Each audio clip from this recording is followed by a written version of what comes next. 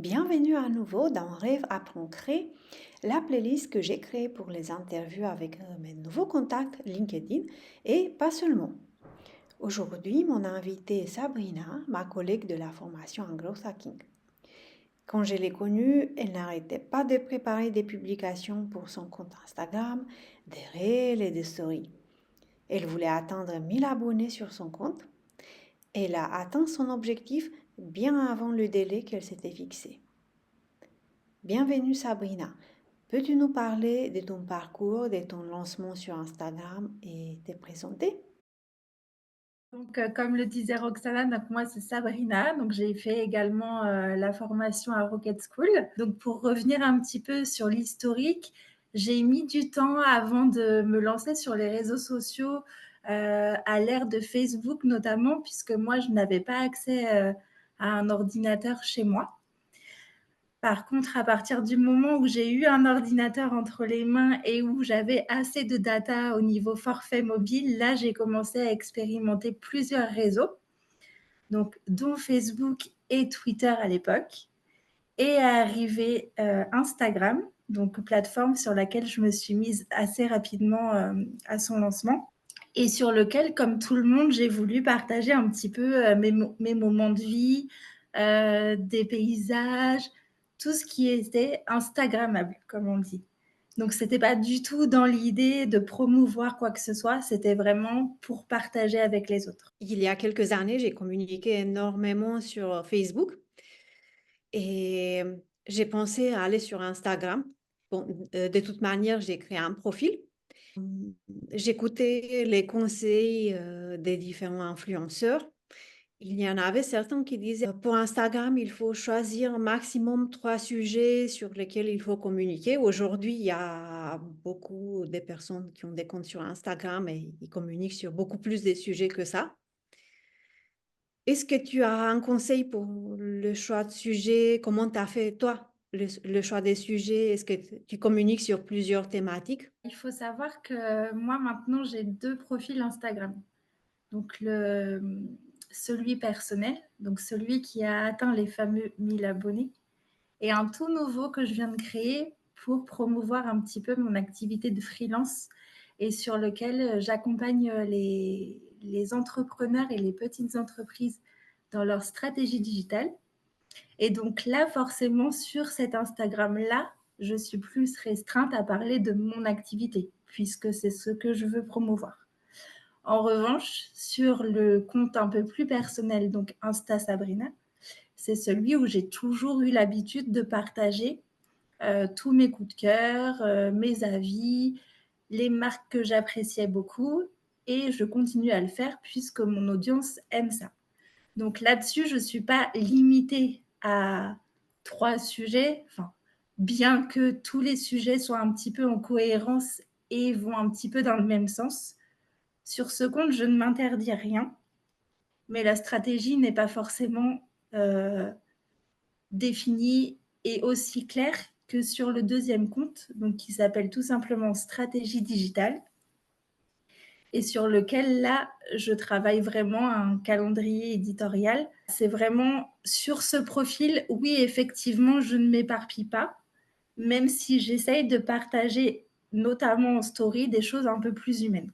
Tu as des stratégies différentes pour engager ton audience? Alors, sur les stratégies en tant que telles, pas vraiment. Par exemple, en story, je vais utiliser des stickers de questions, des sondages, des petits jeux. En story, j'ai la même stratégie, si on peut le dire comme ça, puisque mon but est quand même sur les deux comptes qu'il y ait de l'engagement. Et pour qu'il y ait de l'engagement, il faut provoquer l'envie d'interagir avec soi. As-tu un conseil pour générer plus d'engagement? Alors, c'est des choses que je fais au quotidien. Donc oui, comme je le disais, j'utilise beaucoup tous les outils qu'Instagram met à notre disposition pour interagir avec les autres. Mais pas seulement. Je vais aussi, moi, également interagir sur les autres comptes Instagram, notamment sur les trajets travail-maison. J'en profite pour aller voir un petit peu ce qui se passe sur stratégie digitale chez les collègues, chez les confrères qui font plus ou moins la même chose que moi, sous des angles parfois un peu différents. Donc, j'interagis. J'interagis également avec la cible que je veux toucher, donc les entrepreneurs et les petites entreprises. J'essaye de leur donner des petits conseils par-ci, par-là, d'engager la conversation. Et de fil en aiguille, eux aussi viennent voir un petit peu ce qui se passe chez moi. Et voilà, la relation se crée un petit peu comme ça. Et c'est comme ça que je fidélise un petit peu les personnes qui arrivent sur mon compte. Et je fais exactement la même chose avec Insta Sabrina. Je prends à chaque fois un petit temps pour répondre aux commentaires. Les personnes qui commentent, même s'il y en a peu au départ, puisque le compte est nouveau, c'est important de prendre le temps de répondre aux commentaires, mais en reposant une question, en essayant de faire en sorte que la conversation continue et qu'il y ait un vrai échange pour qu'ensuite la publication remonte pour l'algorithme et que la publication lui semble intéressante. As-tu une fréquence des publications sur Instagram au niveau du feed, des stories, des reels? En étant en alternance, en ayant quand même une charge de travail assez importante, j'ai préféré pour l'instant rester sur un post par semaine puisque je l'ai fait sous forme de carrousel. Donc plutôt que de privilégier la quantité mais que la qualité ne soit pas au rendez-vous, j'ai fait ce choix-là tout en sachant que normalement, la logique voudrait que pour que ce compte soit adoré par l'algorithme, il faudrait que je poste un peu plus souvent en feed, 2 ou 3 fois par semaine. Pour l'instant, je ne pourrais pas l'assumer, mais je ne doute pas que je pourrais, à la sortie de l'alternance, prendre un peu plus de temps. Mais en story, dans tous les cas, c'est tous les jours. Et pour l'instant, même si je ne publie qu'une fois par semaine, ce compte est parti de 0 et aujourd'hui à 150 personnes. Chaque chose en son temps. De toute façon, je ne cours pas après les abonnés. Je ne sais plus si c'est avec toi que j'en parlais. Même si on a 500 abonnés mais que personne n'interagit, ça ne sert strictement à rien. Je préfère avoir 100 personnes qui vont venir commenter, liker ou venir me poser des questions en privé plutôt que 500 personnes, mais que personne n'interagisse avec moi, ce n'est pas intéressant. Et c'est là où je fais le parallèle avec Insta Sabrina. Aujourd'hui, donc j'ai réussi à atteindre cette fameuse barre des 1000 abonnés. Mais il faut savoir que tous les jours, je retire des followers qui, qui sont des followers fantômes ou des profils un peu pas sérieux. Et c'est ce qui fait aussi que ma jauge de followers stagne un petit peu, mais au moins mon engagement reste bon. Aujourd'hui, je suis à 10% de taux d'engagement, je crois, sur Insta Sabrina, et j'aimerais bien que ça reste comme ça. Et d'ailleurs, maintenant, Instagram vous met une petite alerte quand vous avez un follower qui paraît un petit peu suspect. Et vous pouvez faire le tri comme ça, de fil en aiguille. Donc là, pour l'instant, je peux encore. Après, je verrai si je pourrais encore contrôler. Mais pour l'instant, j'arrive à essayer de ne garder que des personnes sérieuses, en tout cas, et qui sont vraiment intéressées par ce que je propose. As-tu des bonnes pratiques, des conseils pour les personnes qui envisagent de se lancer sur Instagram? Parmi les bonnes pratiques, toujours répondre à ses commentaires, répondre aussi à ses DM, puisque finalement l'algorithme s'en rend compte si vous ne répondez pas à vos messages. Maintenir une fréquence régulière de publication, donc même si c'est finalement qu'une fois par semaine, eh ben, tenez-vous-y, c'est toujours une fois par semaine.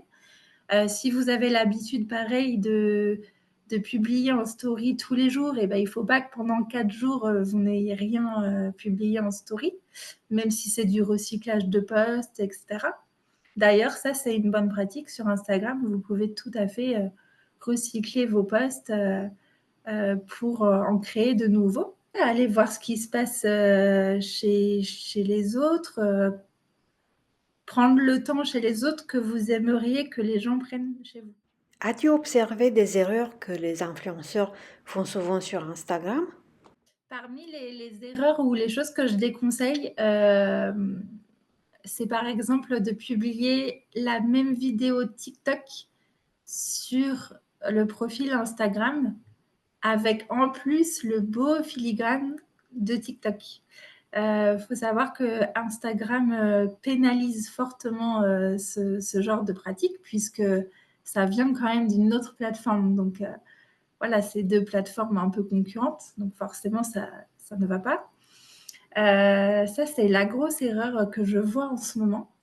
Ensuite, une deuxième erreur serait de répondre à ces commentaires négatifs, mais de façon complètement agressive et ne pas prendre de recul avant de répondre, puisque ça entache l'image de la personne. Surtout d'autant plus si on est une marque et qu'on veut bien promouvoir son produit. On a tendance à dire que pour les entreprises B2B, c'est-à-dire business to business, ce n'est pas intéressant de communiquer sur Instagram. Qu'est-ce que tu en penses, Sabrina? Il semble que les entreprises B2B soient un peu frileuses à l'idée d'aller sur ce type de plateforme, effectivement. Après réflexion, et notamment là sur mon année à Rocket School et d'alternance, pour moi, oui, ce serait intéressant pour les entreprises B2B d'aller sur ce type de plateforme, surtout si leurs propres clients, eux, ils vont pour eux-mêmes aller attraper leurs clients. Donc, il y a un effet B2B2C, mais si moi, je veux attraper dans mon harpon mon client qui, lui, est sur Instagram pour ses propres clients, moi, je pense qu'il faut y être. Parce que forcément, la personne qui va être en charge de s'occuper de ce réseau social, de s'occuper de l'Instagram, il va aussi tomber sur votre profil Instagram qui va promouvoir les services dont le décideur de l'entreprise en question pourrait avoir besoin de vos services. J'ai posé cette question parce que j'ai observé beaucoup d'entreprises B2B utilisent Instagram pour communiquer sur leurs événements, les moments forts de la vie d'équipe et également sur la marque employeur. On peut imaginer entrecroiser, entrecouper justement les services qu'on propose, notamment par exemple montrer les coulisses. Les Reels sur Instagram, justement, ça se prête beaucoup à ça. Montrer un petit peu les coulisses. Ok, vous avez fait une prestation, mais comment vous la délivrez? Est-ce que c'est dans la bonne humeur? Ça peut aussi développer la marque employeur et donner aussi envie à des personnes qui ne travaillent pas encore chez vous, mais qui sont sur Instagram, d'avoir envie de postuler à la dernière offre que vous avez publiée il y a 2 ou 3 jours sur LinkedIn notamment. Tout s'entremêle et les personnes sont partout. Moi-même, j'ai des profils sur presque tous les réseaux. Donc voilà, je pense qu'il faut profiter de plateformes comme Instagram, comme Facebook, il ne faut pas l'oublier non plus. TikTok, c'est peut-être encore un petit peu différent, tout dépend de ce que vous vendez, à qui vous parlez, mais je pense qu'il ne faut se fermer aucune porte. Et quand bien même on peut tester et on peut même abandonner l'idée si jamais ça ne fonctionne pas du tout. Mais justement, dans notre formation, on nous apprend test and learn. Voilà, donc ne pas se fermer de porte. Est-ce que d'ici la fin de l'année, tu envisages des opérations, des surprises sur un de tes comptes Instagram ou sur les deux? Pour l'instant, j'ai instauré sur mon compte principal et pour remercier les gens qui me suivent et qui interagissent avec moi au quotidien, et puisqu'on a les mêmes centres d'intérêt, j'organise des petits concours pour gagner voilà, des petits bijoux, des petits produits de beauté, des choses comme ça. Donc ça, c'est surtout dans l'idée de remercier les followers qui me suivent. Donc ça, c'est sur Insta Sabrina. Et j'ai prévu, mais je ne vais pas en dire trop, de croiser justement un calendrier de l'Avent à la fin de l'année sur les deux comptes, sur Insta Sabrina et sur Stratégie Digitale, puisqu'après tout, je suis quand même la même personne. Voilà, j'ai une idée autour de ça. Donc, j'en dis pas plus pour l'instant. Roxana va probablement y participer. Mais voilà, on n'en dit pas plus puisque rien n'est fait. Il faut encore qu'on organise ça de la meilleure des manières possibles pour que ce soit ludique et sympa pour tout le monde à la fin de l'année. Bien sûr, je vais te laisser annoncer les surprises, les nouvelles opérations au bon moment. En attendant, Je vais ajouter les liens de tes deux profils Instagram dans la description de cette vidéo. Pour finir cette interview, Sabrina, est-ce que tu as un dernier mot?